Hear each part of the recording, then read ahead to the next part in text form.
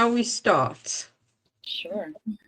Excellent. So thank you everybody for joining our lovely Michelle Hitchens book launch. First book launch. Really, think about it.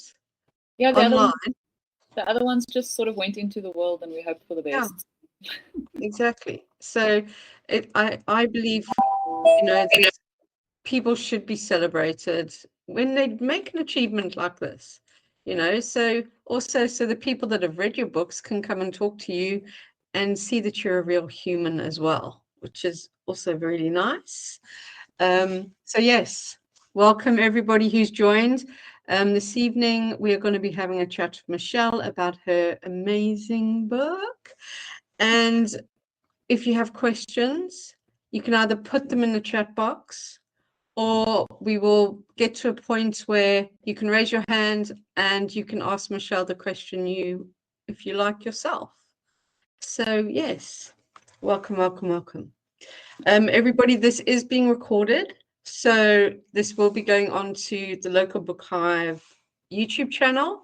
So just so everybody knows, if you don't want to be on screen, put your screen off, because I'm going to edit this bit out first.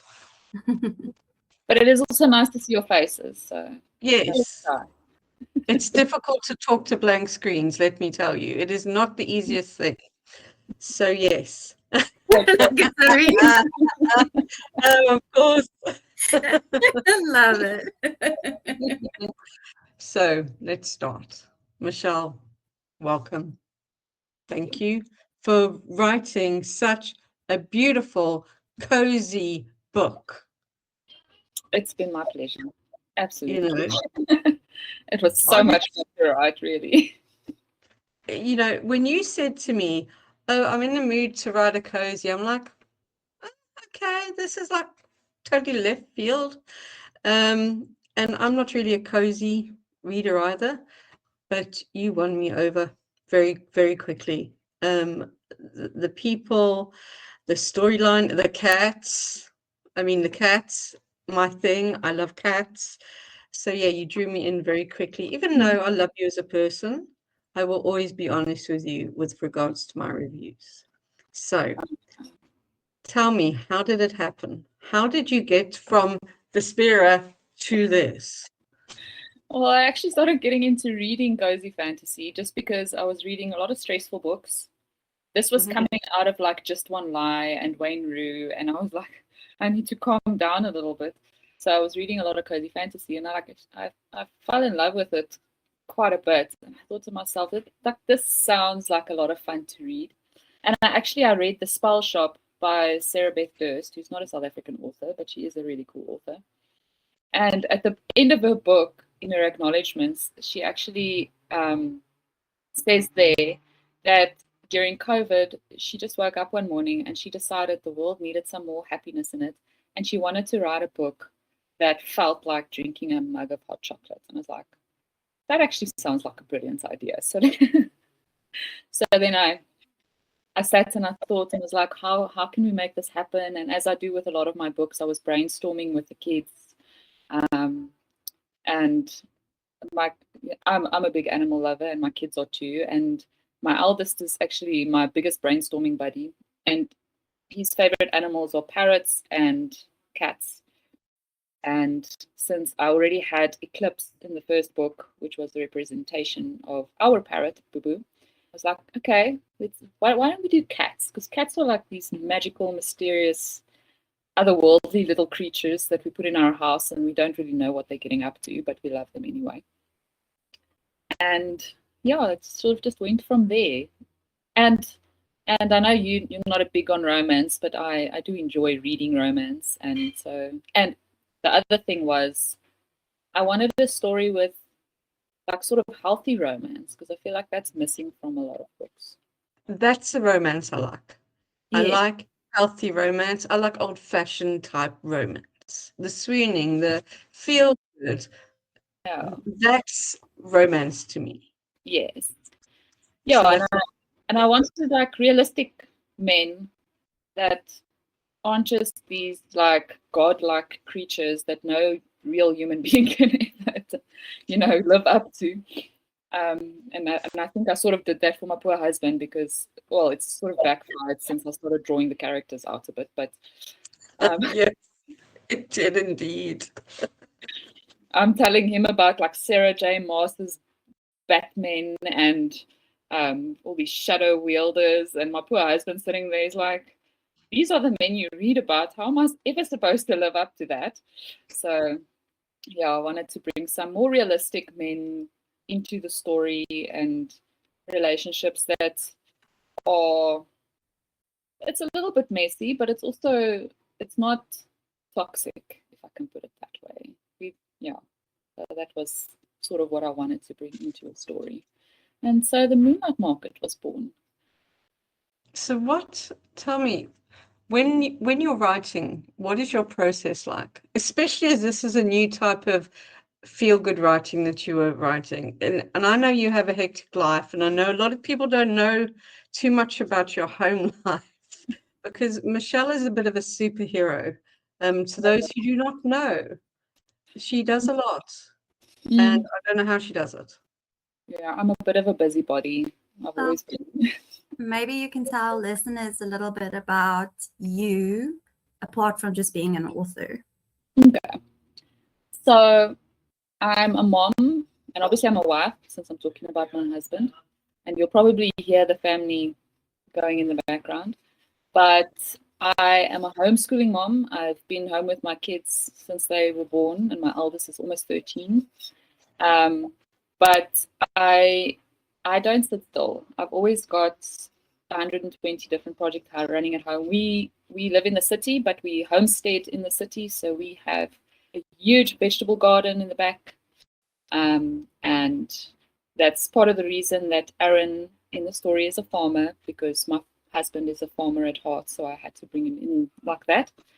And we've got our chickens, and we've got bunnies, and I like crafting, so I am always doing something artistic, and that's part of writing as well, I guess. So yeah, and then I am co-founder of the South African Indie Authors Association and the local book hive, and it's a lot. So my writing schedule, or my writing routine, is actually I usually start fairly early in the morning. Now with winter, it's not a 4:30 morning anymore, unfortunately. But luckily, the kids also only wake up at like 7 a.m., so it gives me a bit more time to get some writing in the morning. And then with Angela and Natasha's help, I managed to get a bit of balance in, so I get a midday writing session in, and depending on how tired I am, I'll get a bit of a spurt in the afternoon as well, in between everything. But yeah, I get myself in the mood through music. That's a major thing for me. So I have a Vespera playlist, which is very like epic and dramatic and a bit, yeah, people killing each other and stuff. And then I've got my Moonlight Market writing playlist, which is like folk music and a lot of like cartoon soundtracks that I use as well. Interesting. So yeah, I if there's music playing, it just flows. It works really well. I have to ask on that note, what is your favorite song on your Moonlight Market playlist at the moment?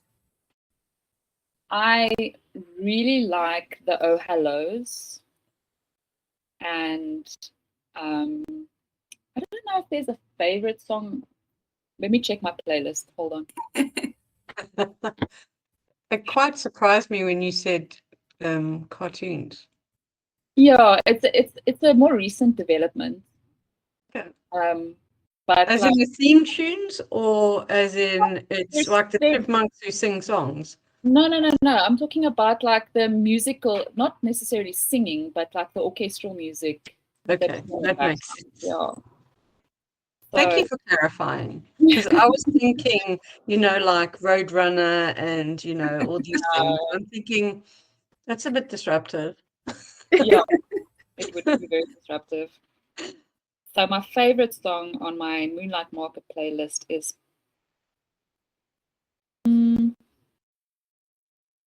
Where is it now? It's probably something by the Oh Hellos. Okay. We'll leave So it at have you shared your actual playlist with your audience up until now? Okay. No, No. I haven't. So maybe that's something to share with them so they can actually feel the inspiration while you've been writing as well when you go into socials. I'll do that. I'll do that sometimes. I mainly use iTunes, and they're not as fancy as Spotify, where you just pop like a QR code for your playlist. So I'll have to figure that out at some We point. can make your own one. Yeah. We can do that. Azaria, would you like to ask some questions? I did. I was wondering because we did, I think before most of the people joined, spoke about that you're almost done with the second book in the Moonlight Market series, which I do have questions about, but only later. And that you're ready to jump into Vespera Chronicles' final book as well. So I was wondering, how long did the journey take you from that initial idea of writing the story until you published it today? So I think I started writing it in April. And to be honest with you, if I had followed the sort of rhythm that I had with Of Shadows and Earth and those books, I would have finished the first draft and the majority. No, it wasn't April because I sent out my ARC read, my beta reads in March. So it's actually longer. Sorry, I'm thinking about the second book now. Okay. No, I actually wrote the first book very quickly. I think I had it done within a month, about. Yeah. To get it to beta read level. The second book's taken me longer because May was a really hectic month, and there were some stressful things that happened, and then my creative juices dried up with that, so I really struggled to write in May. So I was hoping to actually already have the second book in beta phase already, which hasn't happened, unfortunately. But life happens, so we carry on. But while I was writing Moonlight Market, I was also working on Wicks and Whispers. I was also working on the third Vespera book. So with that one, I'm somewhere about 40% through writing it already. So I am a bit of a mood writer as well. So sometimes I do jump between the manuscripts. And then there's other things also happening that I can't talk about yet. So, but it's very exciting. So who would you say is the character within your book that you most relate to? I think that's like a bit of a difficult question because I feel like there's some of me in all of the characters. I really like Lisa because sourdough baking is also something I really, really enjoy. And I feel like she's a bit more of a quiet character, and she's very, I think, similar to myself in personality. But yeah, I think there's a little bit of me in Morale and in Aaron. So yeah, it's a difficult question to answer. And then, but one of my favorite characters is the Market Master. So I still actually intend to write maybe not a whole book on his origin story, but he's been playing on my mind a lot the last while. Makes sense. So as we're talking about this part, we do have a question saying, what was your favorite scene to write? Probably the scene on the beach. Just because it was something, I actually really struggled to write that scene. And it's okay, it's right at the end of the book, for those of you who haven't read it yet. And I think Angela, I was like complaining to you a lot that I was like so stuck on the scene because I wanted it to be like really good. And it took me like a week to figure out how I wanted it to happen. And once I got it, it was a lot of fun to write and just get like a lot of the sensory details into it. And I really do want to do a drawing of that particular scene because there's like glowing plants and the ocean and rock pools and stuff like that. And I think it could look really cool. Yeah, that would look amazing, actually. And I know exactly where it would look amazing. Just saying. Just saying. We also have another question in the comments or in the chat, and it's a very, very good one, because obviously a lot of the listeners and readers and watchers will know that the second book is called Dough and Daydreams of the Moonlight Market. Tarina's asking, how many books are you going to write for this series? What is the plan? The plan is for it to be a 6-book series. So it's a fairly big series in terms of that, but that's also why the books are not as long as what the Vespera books are. So they are a little bit shorter, but there's going to be 6 of them in total. Yeah. Awesome. I do love that, because I think as a reader, a lot of the times you do tend to get a bit fatigued by long books, and especially if the books have a bit of heavier subject matters and things like that. So then having a little bit more lighthearted, cozy, shorter book that you can kind of, some people can read in one sitting, not me. I think that is amazing. I did have a question for you, and now I completely like Brian like went AWOL. Just to comment on that is actually one of the things that I had in mind when I also started writing the series, is because I do that as well. Like I said, when I started writing it, I was sort of coming out of a lot of heavy books, and I found that having that like cozy feel is not maybe something you're going to read all the time, but it's a nice in-between book.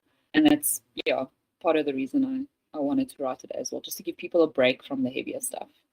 So sorry, on that note, I did remember now what I wanted to ask. How do you feel writing these little stories have changed you as an author? I think it's a nice reminder to just, not just as an author, but in life as well, because there's a lot of like little details into it that are put in like sort of purposely, but just to like notice the small things in life and to like appreciate the whimsical things in life, and to just also focus on something that's more positive necessarily than a lot of the negative stuff that we tend to experience. And that's probably something that I'll pull through into any of my future works, is also to bring out the smaller joys in between, even if it is a heavier subject matter that I'm writing on. Okay. So with regards to this lovely book, who was the first character that came to your mind when you thought of this as something? Who was it? Who shouted the loudest in your head and said, I want you to write about me? It was definitely Morale. Like I definitely sketched, because what I did, what I often do is, before I start writing, I'll have like a note when I'm brainstorming with the kids, is to just do like a brief character sketch, just like 2 or 3 paragraphs, to be like, this is what they like, this is sort of where they come from, and that kind of thing. So I started with her, and then she makes candles, so a man who glows in the dark seemed like a good option for her. So yeah, it was definitely her, and her cat. So we have a few questions here. So from Siobhan, was there something in your life that inspired you to write this book and series, or is it purely for the joy of telling a story? Yeah, I think this was really just like purely for the joy of it type of story. There's nothing overly heavy in it, even though there was like maybe some heavier topics within it, but it was really just to make me happy. I really enjoyed writing it. It was a lot of fun to write. And yeah, just with the idea of being able to bring a little joy to somebody else. That was really all of it. So if somebody said to you, why should I read this book? What would you say? It's just because it's going to make you smile. It does. Yeah. It really does. Yeah. I don't think you could sell it more than that, really, is to have a smile at the end of reading something. So, here we go. So we have another question for you from Liesel. Having tried writing a cozy fantasy and planning on it being 6 books and compared to your other books, would you write a cozy fantasy again? Absolutely. Definitely. I would have to obviously figure out how to make it different, but I think so. It won't be the only thing I write though. I definitely, I really do enjoy writing the epic fantasy a lot. I really enjoy world building it and solving big problems and, having strong female characters who rise above their raising, as it were. But yeah, I think just because it's been so much fun and it really, brought a lot of joy back into, not that I lost the joy of writing, but it was just such a good reminder that it's a stress relief for me. It's something that could make me happy. It's something that my kids can read and really enjoy, although obviously boys don't appreciate romance as much as the girls do. But yeah, I think it'll definitely be something that I pack on again sometime in the future. We'll see how I feel about it at the end of 6 books, but I remind you of this conversation. Show me the recording. After the fantasy and then the cozy fantasy, I'm expecting a horror book from you. Just saying. I'm terrible at horror. I would not. I won't be better. Just something different, like a palette cleanser, completely like out of your comfort zone. So you heard my short story that I attempted to write as a horror. Good. It was good. so creepy. Yeah, but it was like it almost gave me nightmares afterwards. I also don't just go horror, right? I make it a horror centered on a child, and I'm like just imagining one of my kids standing over me while I'm sleeping. But they do say kids are terrifying, and right what you know. So. Have you, as a writer, do you base any of your characters on people that you might have met along the way in your life? Not on purpose necessarily, no. I might try, like my youngest son said to me the other day, he's like, he wants to be in one of my books. And I'm going like, okay. So now I have to do it in a way that will make him happy. And yeah, so I said to him, okay, fine, I'll write a character in for him in one of the Vespero books because he's all about like action and adventure, right? So cozy fantasy is not going to cut it. But no, generally not. I'll maybe add like some small characteristics. Like I said, with Aaron, I made him a farmer because that's like my husband's heart is to be a farmer. But I think that's where the similarities between him and Aaron end, because my husband's a fiery redhead that will burn the world down if he needs to. But yeah, not a complete character, I don't think. Maybe if someone really pisses me off someday, I'll make them a villain somewhere. But Make them suffer some horrible like. I think that's a lot of authors, right? Yeah. So Sam has asked a question. She's saying, will we hear more about the Market Master? I think she missed some of it. Yeah, I definitely think we need an origin story for the Market Master, because it will be an origin story for the market as well. So Can maybe be a little novella or something like that. Yes, I thought of my well, these technically already count as novellas, but No, they don't. like those newsletter freebies that a lot of authors use to like get people to join their newsletter. I might do something like that. Good idea. And then I'm going to end up doing a Rachel Morgan where she's like, okay, here's a little novella, and it ends up being a full-length novel anyway. Why not? As long as you're enjoying the process and the story's flowing, why not? Definitely. I think he could be a very interesting character to write off. Who? So I wanted to, yeah. Oh yeah, the market master. I wanted to ask, what part of the story of the book are you most proud of?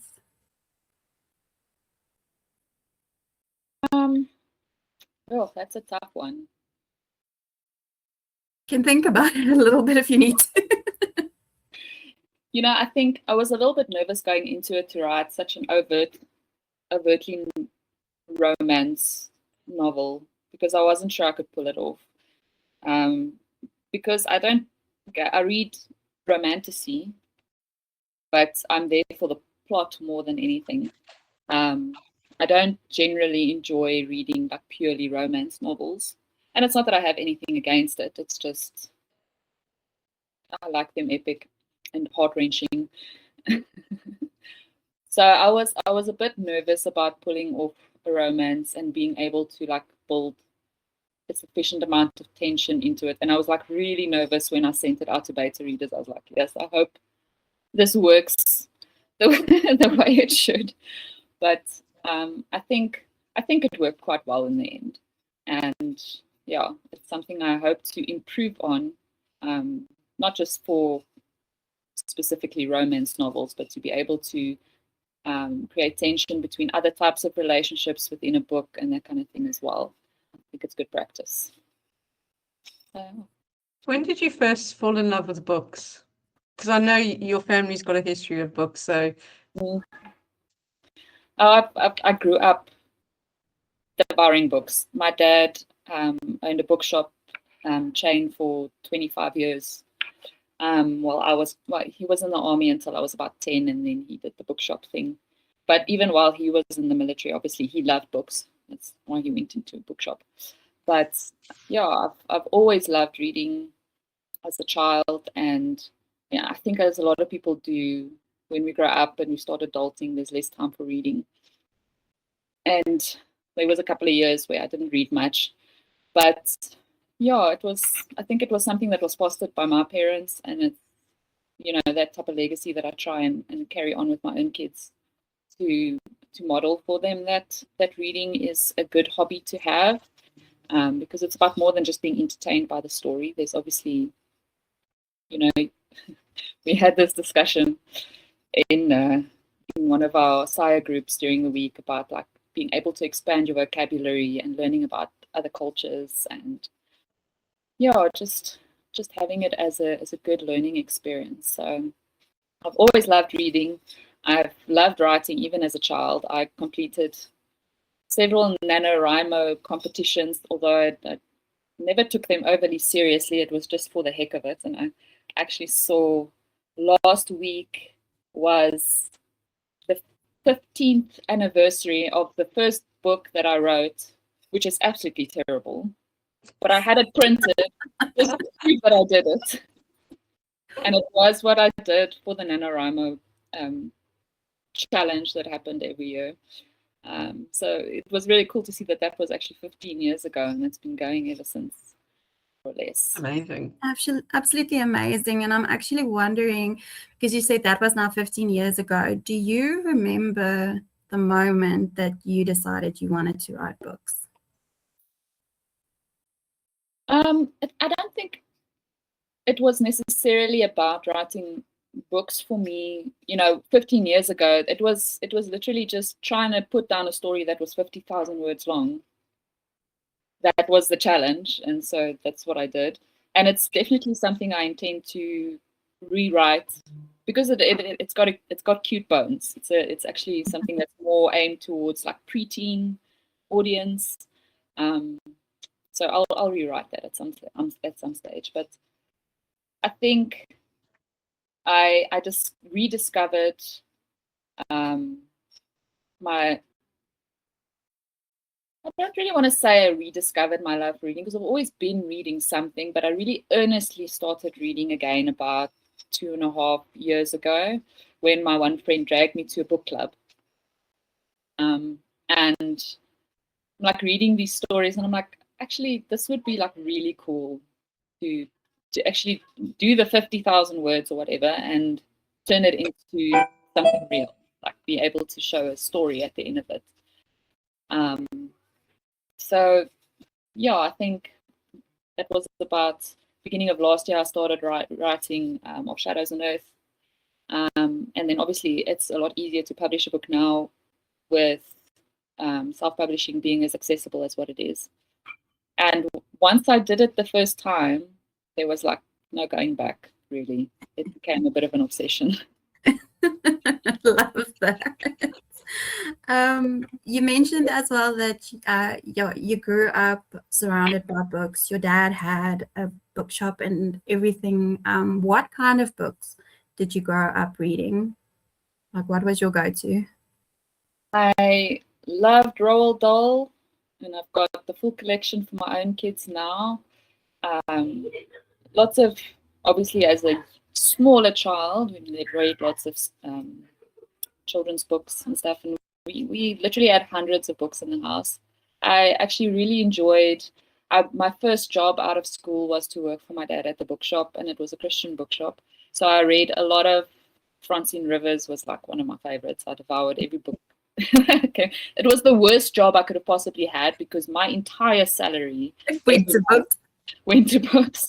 Because as they came in, I'm like, oh, that's pretty, and then But I'm sure you at least managed an employee discount, right? I did, and at least I was still living with my parents, so it's not like I had any other expenses other than putting petrol in my car. But yeah, so so I suppose back then I did read a lot of romance. I enjoyed historical fiction back, when I was younger as well. And then I got into fantasy when the Lord of the Rings movies came out. So we actually read The Hobbit in high school, and I loved The Hobbit. But the Lord of the Rings series was a bit intimidating for me at that point. I read a lot of Terry Pratchett in high school as well. I still love Terry Pratchett. I think he's the king of whimsy. So I think, Lord of the Rings was probably my proper start into fantasy. And that's been predominantly what I've read ever since. And have you actually read the series now, not just watched the movies? Yeah, multiple times. Of course. And I've listened to them on audiobook as well. I just restarted the audiobook a week or two ago. That is amazing. Who's your favorite character? Lord of the Rings. Yes. Present me loves Aragorn. 20-year-old me loved Legolas. I mean, who wouldn't? The blonde hair, the long blonde hair. We all went through a phase.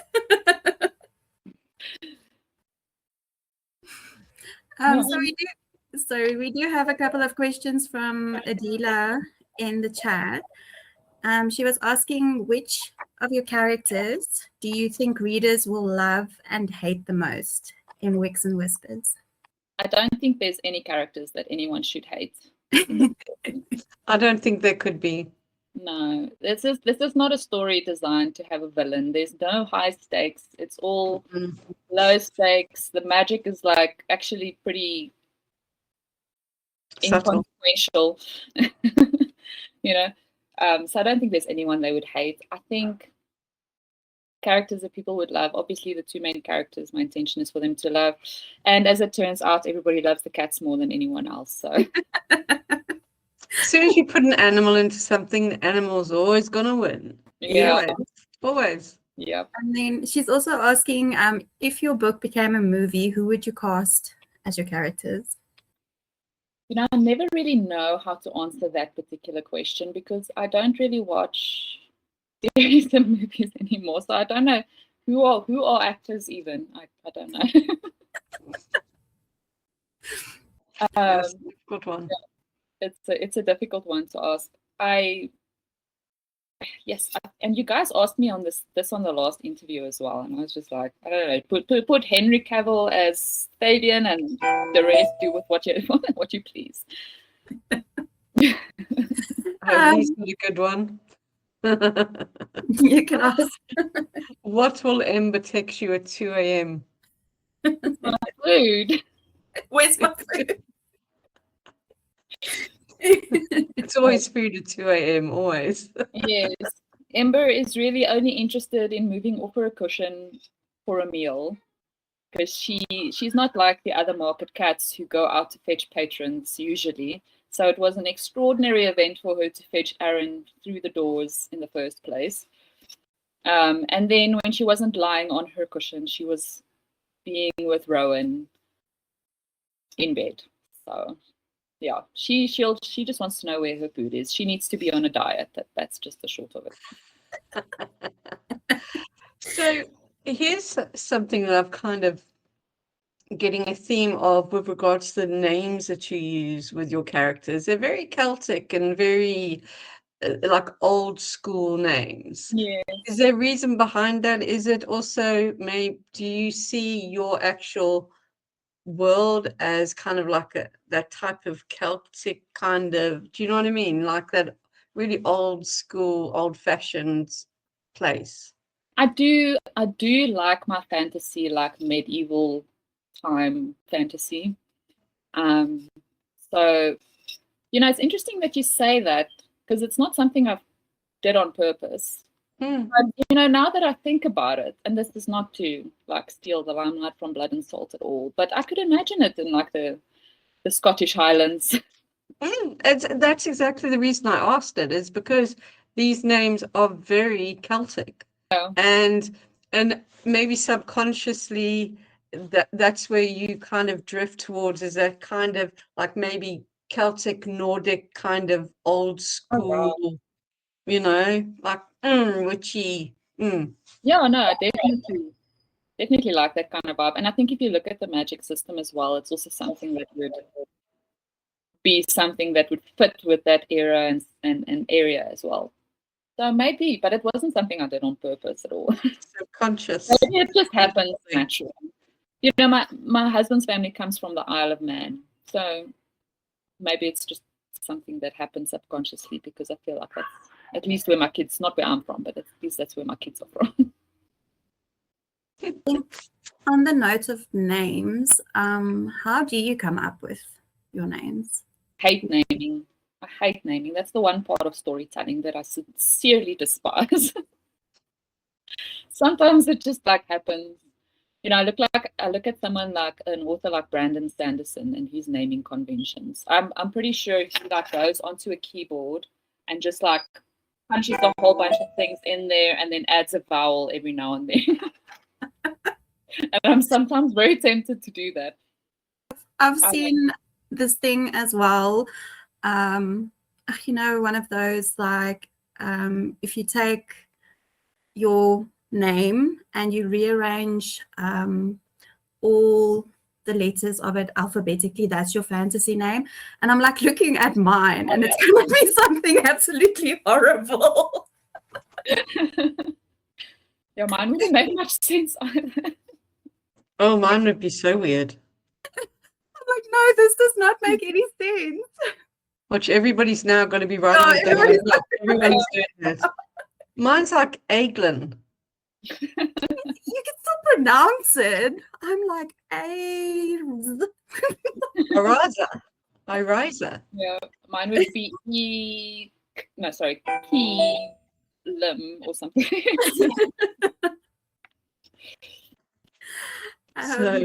Lisa was asking, on the note of Sam's question, what inspired your magic system?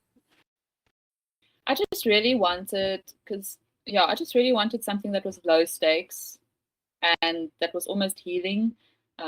Something that would help someone, but it's not like life changing necessarily. I mean, in Aaron's case, it is fairly life changing, but yeah, I just wanted something cozy. So it's at first I sort of felt like it's going to be so scattered because everybody does something completely different. But I managed to like bring some cohesion into it in the end of it.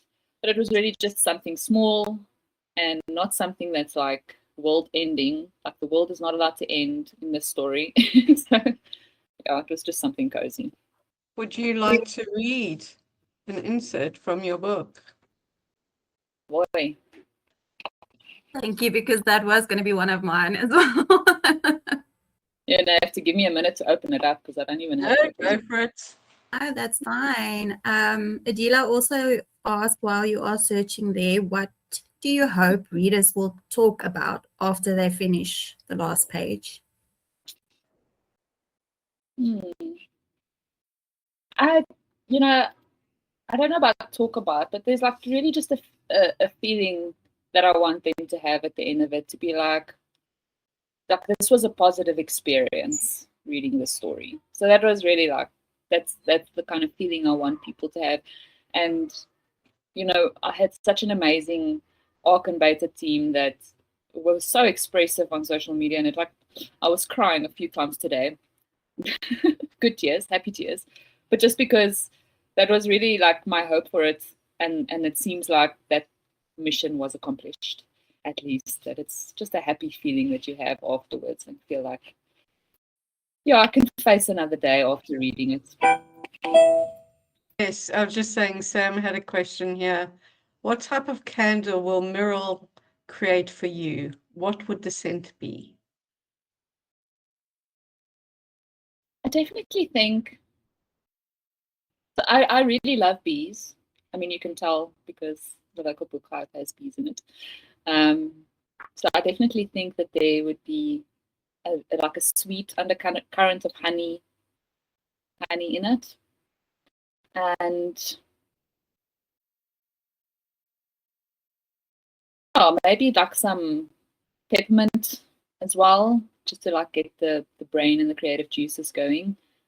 And I do really like rosemary. Is like a very odd scent to like, but I do really like the smell of rosemary. So maybe I don't know if that's a good combination, but I think that would be in there. It's a nice combination. Yeah, I think it could work. Definitely. See if I can find the book for you. Lovely combo, exactly. And actually, I can imagine it being you, to be fair, from what I know of you. It's definitely you. Oh, A little bit sweet, a little bit spicy. Yeah. Also a little bit earthy. Yes, yeah. Yeah, Yeah. yeah, I'm not afraid to get my hands dirty, definitely not. evidently. Well, I mean, you have tried, or you do so much. Have you tried candle making before? Probably the one thing I haven't tried.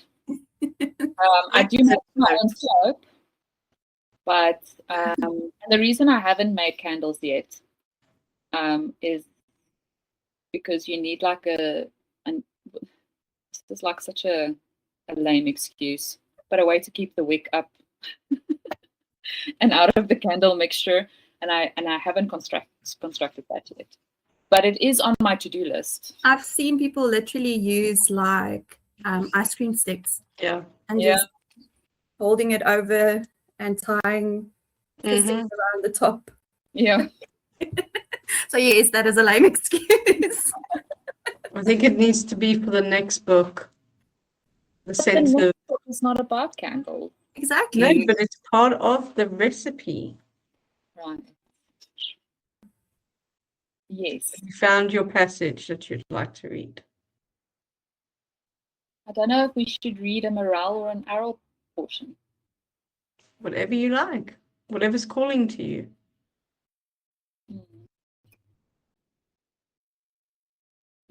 I'll read Aaron's start. Just get to the right section. Because I had a good giggle when I wrote it. Ahead of him, he could only barely make out a clearing in the trees where two paths crossed each other. The moon had only just begun its ascent, shining like a perfectly round silver coin in the sky. It took his breath away, even as he tried to shy away from the stars that shone around it. The ground trembled ever so slightly, that force within him pulling him forward again. Right in the center of where the two paths crossed ahead, a door appeared with two lit lanterns hanging on either side of it. There was a faint sound of bells tolling as the door slowly swung open. Aaron's eyes widened, his heart racing within him as he stepped closer and closer to it. This wasn't right. He was sure he was hallucinating. Yes, that had to be the only logical explanation.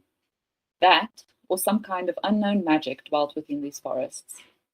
He stopped just a few feet from the open door when a cat walked through it, its long ginger hair glowing softly in the lantern light, its bright green eyes looking up at him so intently that he was sure the creature was glaring right through him into the depths of his soul. "Hello," he mumbled, unsure of what the right course of action was in this bizarre situation. "Meow." The cat moved towards them, brushing gently against his legs as he stood rooted to the spot.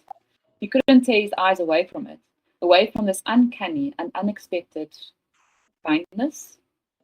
It walked towards him, sniffed at his boots, and butted its head against his leg, rubbing against him as if to mark him as its own. Then the cat turned back towards the door, stopped right beneath its frame, and looked back over its shoulder at Aaron, letting off another meow as if he was asking him to follow.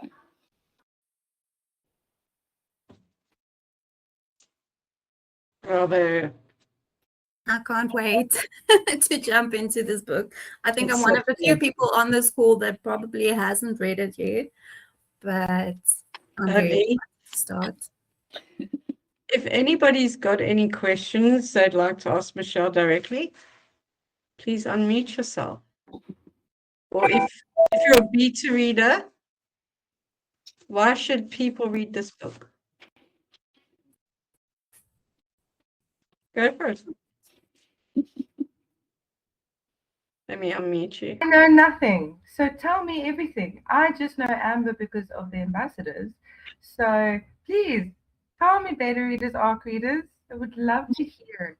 Why must I read this book? From from the beta or ARC reader's perspective. Hmm. I've requested for Colleen to unmute herself. There you go. Oh, is it working? Yeah. It is working. Okay, so I think you should read the book because it's a lot of what's already been said, but it's such a good time. It's such a feel-good book. It's lighthearted, it's funny, it's quirky, it's like just you escape into the world fully. And you're living in this little town with the characters and finding out new relationships between each other, new friendships, new romance, like everything, and just embracing yourself for who you are, even is a message that comes through the book. And then you'll also have moments where you'll giggle, kick your feet, and just smile and enjoy the book fully. So that's my hype for this book. You'll have the best time of your life reading it. It is a lovely book. It is. It definitely, it gives you that warm, cozy hug. That's what I felt when I finished reading it. It was like, oh, it was just so nice. It's like, okay, I want more of these people now. Exactly. Yeah. Anybody else would like to say anything? Wait, Talk I have to a question. I have a question. One question. So if you had to choose a candle, scented candle, if you had to choose a scented candle for this book and how it made you feel, what would your scented candle smell like? lavender, rosemary, and a little bit of honey because of Michelle. Oh, okay. And Katie? I'm trying to think as well. Something, definitely a herb, just to represent the farming element in the book. And I would say maybe like a rose scent, just for like the romance vibes and the sweetness of the story. Maybe a bit of cinnamon to represent her Yes. friend in the bakery, and yeah. And the cats, you know, the ginger element, but yes. Sorry, Adila asked a question. She asked, what do you hope readers will talk about after they finish reading your book, last page?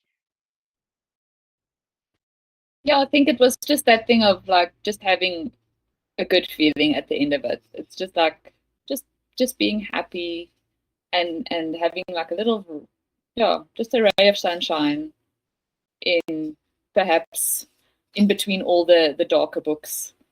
Yeah, I just wanted to create a little bit of joy. That's really the only thing behind it. It's definitely, I found it like a really good, with the weather that we're having, it's definitely like a curl up on your couch with your blankie, sit and read, and it's just feel good. Yeah, the next book is Add it with a mug of hot chocolate. Yes. There you go. or coffee if you prefer. Speaking of the next book, what can you tell us? So the next book is called Dough and Daydreams. And I haven't explicitly said this yet, but it is Lisa's story with Finn, who is a sailor. Yes, I don't want to give the story away. Yeah. Actually interesting. So as somebody that hasn't read the story yet, when you mentioned her earlier and the sourdough, that's immediately what I thought. I was like, is this a little like, okay, she's going to be in the next book. It was a toss-up between her and somebody else that obviously there's somebody, I just was like, who am I going to do next? But the other person will probably get the next story. And I have to actually say, I really do love the alliteration in your titles. How did you come up with that? Was it intentional, or is it just something that you thought of one day and you were like, oh, that actually sounds pretty cool?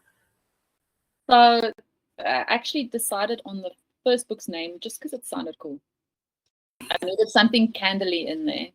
So yeah, that's where Wicks, and then it became now all of them have to alliterate. So it was a bit of a mission trying to find a name for book 2, and I'm sure it's just going to get more interesting as we go along.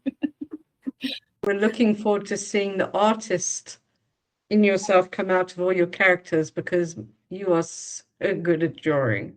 It's insane.